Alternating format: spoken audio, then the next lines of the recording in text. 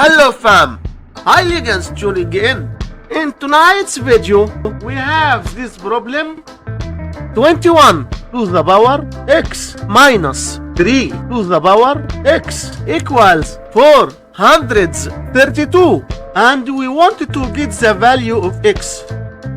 The problem might look difficult, but it becomes easier if you break down the number 432 into two numbers such as 24 times 18. Next, we are going to break down 24 into the summation of 21 plus 3 and express 18 as 21 minus 3. And now we have the difference of two squares form, which can be written as 21 to the power 2 minus 3 to the power 2.